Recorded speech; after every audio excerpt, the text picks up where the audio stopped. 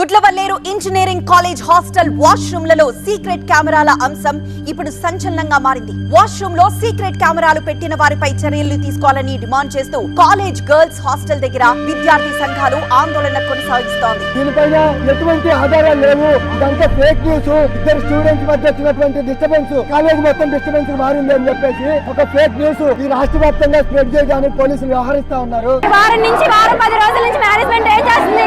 మేము నిన్న 5 గంటలకి కంప్లైంట్ ఇస్తే గానీ ఇంకా మాకు తెలియదు అంటున్నారు. ఏంటి రాత్రికి ఎలా ప్రూవ్ చేస్తారు ఫేక్ న్యూస్ అని?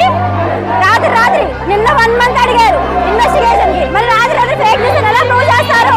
విద్యార్థుల యొక్క జీవితాలతో చెలగాట మాడకూడదు. ఆ వీడియోలు సేవ్ చేశారని చెప్తా ఉన్నారు సోషల్ మీడియాలో. సేవ్ చేస్తుంటే ఎక్కడికి వెళ్ళారు? తల్లిదండ్రులు ఎందుకు చదివిస్తున్నారు మీ కాలేజీలో? మంగళపూడి అనిత గారు, హోమ్ మినిస్టర్ పవన్ కళ్యాణ్ గారు, వీళ్ళందరూ కూడా మీరు బయటకు రండి.